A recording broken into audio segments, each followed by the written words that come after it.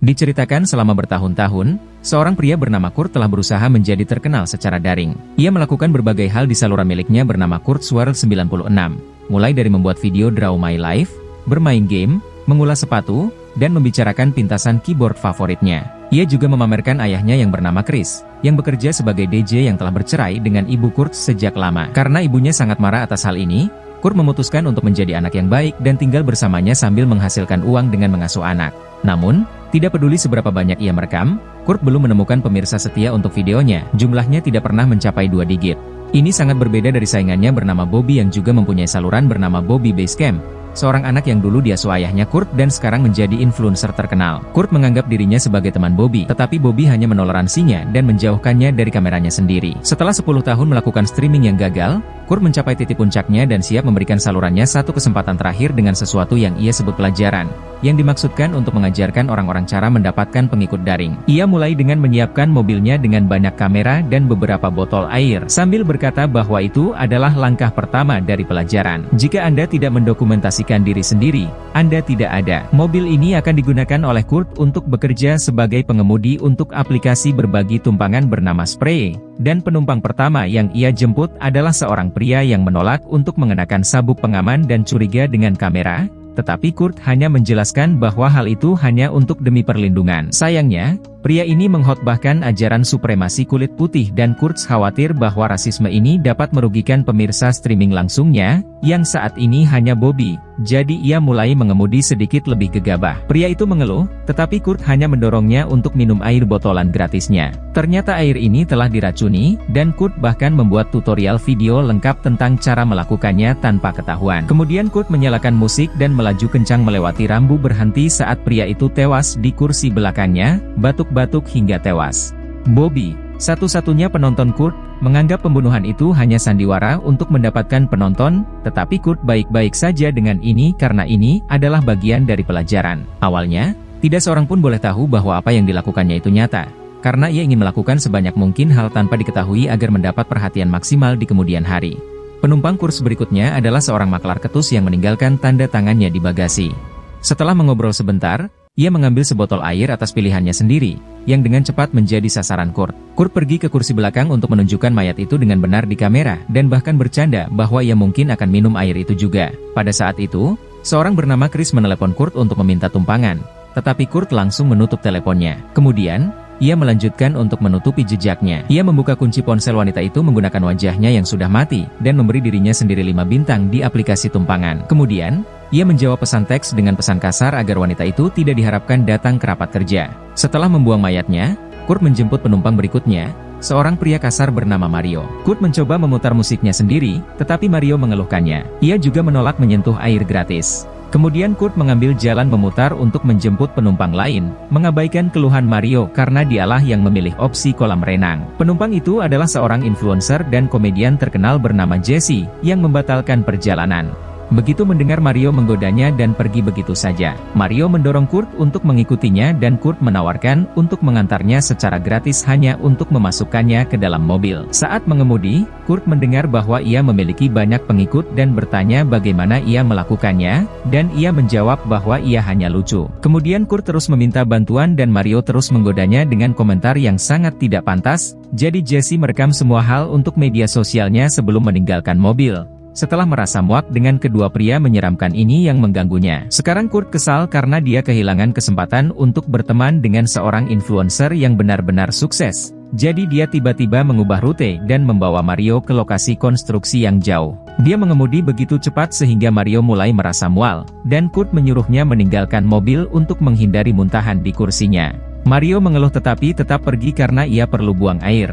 Dan pada saat itu, Kurt memainkan lagunya sendiri dengan volume penuh dan menambah kecepatan untuk menabrakkan mobilnya ke Mario, membuat tubuhnya melayang di atas mobil dan mendarat di jendela depan untuk sudut berdarah yang sempurna untuk kamera. Setelah membuang mayat Mario dan membersihkan mobil, Kurt menguntit Jesse di media sosialnya dan melihat bahwa dia memiliki acara stand-up malam itu. Dia melihat ini sebagai pertanda, mengatakan bahwa dia dan Jesse adalah dua hal besar yang terjadi pada malam yang sama. Jelas Kurt belum terkenal, karena dia masih memiliki jumlah penonton 1 digit dan satu-satunya yang dia beri tip adalah Bobby, yang masih menganggap pembunuhan itu palsu. Itu karena dia sendiri adalah kreator yang sangat palsu.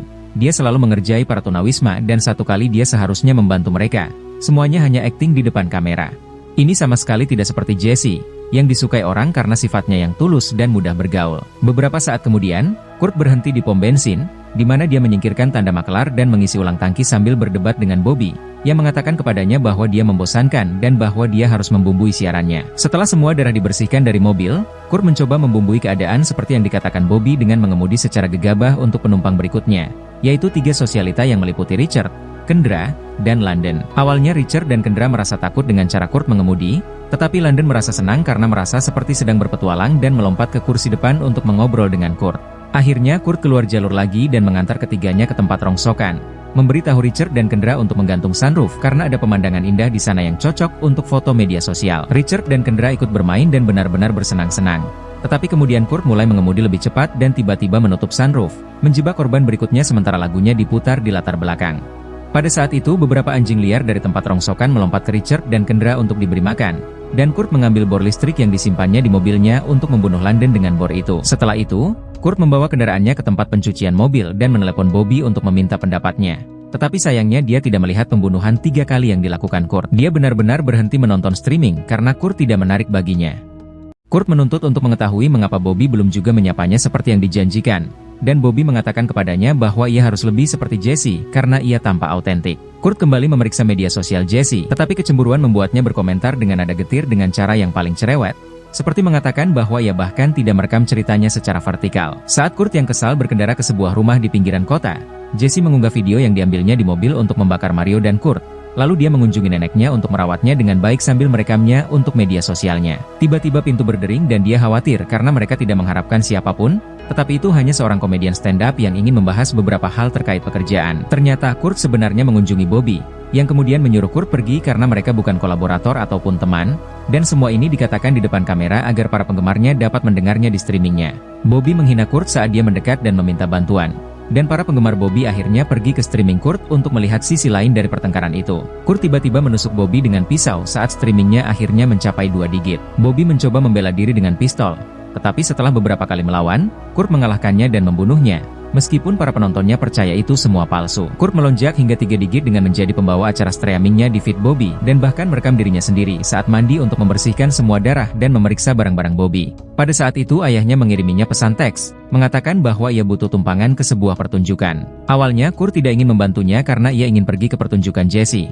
Tetapi ketika Chris menyebutkan bahwa ia akan bertemu dengan seorang DJ terkenal, obrolan tersebut mengenali nama tersebut dan Kurt memanfaatkan kesempatan itu. Kurt menjemput Chris dan hubungan ayah anak mereka jelas canggung, membuat mereka cepat bertengkar. Chris terkejut menemukan pistol Bobby di dalam mobil dan memarahi putranya karena itu, yang hanya memicu pertengkaran lain yang tidak berhenti sampai mereka harus menyembunyikan pistol tersebut karena polisi sudah dekat. Ketika mereka akhirnya sampai di klub, mereka bertemu dengan DJ terkenal yang dikenal sebagai Uno, dan mereka bertanya apakah ia dapat menandai saluran Kurt dalam sebuah posting. Awalnya ia mengatakan tidak, tetapi kemudian ia bosan berada di sana dan setuju untuk meneriakkan yel-yel jika Kurt mengantarnya ke truk taco. Akhirnya mereka menemukan truk taco dan Uno meminta Kurt untuk mengambil fotonya lalu mengantre untuknya sebagai bagian dari transaksi. Antreannya cukup panjang, jadi Kurt berbagi beberapa cerita menjijikan untuk menakut-nakuti pelanggan. Sementara itu, Uno melihat sekeliling mobil dan menemukan pistol yang diambil Kurt dari Bobby, yang digunakannya sebagai alat peraga untuk mengambil beberapa swafoto. Kemudian, ia minum air. Tetapi ternyata itu adalah salah satu minuman spesial Kurt dan ia langsung pingsan. Saat Kurt kembali ke mobil sambil membawa makanan, Uno sudah tidak bernyawa lagi dan ia segera membuang botol air itu. Sayangnya, hal ini menarik perhatian polisi, yang datang untuk meminta Kurt melakukan tes kesadaran di lapangan sementara Kurt berpura-pura Uno adalah pacarnya dan ia baru saja tertidur. Tiba-tiba Uno terbangun karena ia tidak minum cukup banyak hingga benar-benar mati. Dan melihat polisi, ia panik dan menembak satu polisi sebelum melarikan diri. Salah satu polisi mengejarnya, dan saat Kurt mengambil kesempatan untuk melarikan diri dengan mobilnya, ia pun juga malah diikuti. Nampak? Hal ini meningkatkan jumlah pemirsa siaran langsungnya hingga 5 digit. Karena putus asa ingin lolos dari kejaran polisi, Kurt mulai mengemudi seperti orang gila dan akhirnya menabrakkan mobilnya ke sebuah kamp tunawisma, menewaskan beberapa gelandangan dengan sengaja sebelum mobilnya terbalik. Sementara itu, Jesse diantar ke acaranya oleh Mike, yang terus mengganggunya dan mengatakan bahwa dia punya banyak kenalan. Pria ini juga sedikit membuka acara di hadapannya, tetapi tidak membuat siapapun di antara penonton tertawa. Namun, penonton langsung heboh saat Jesse naik ke panggung, dan Kurt bersembunyi di sudut dengan senjatanya. Setelah beberapa leluconnya yang biasa, Jesse berbicara tentang pengalamannya berfoya-foya dengan Mario dan Kurt, dengan mengatakan bahwa keinginan Kurt untuk mengikuti media sosial memberinya sedikit refleksi diri. Kebahagiaan tidak dapat ditemukan dalam jumlah pelanggan yang banyak, dan berapapun jumlah penayangannya, Anda hanya akan dihakimi dan dibenci karena hiburan orang lain. Dia mengakhiri penampilannya dengan membanting teleponnya di atas panggung,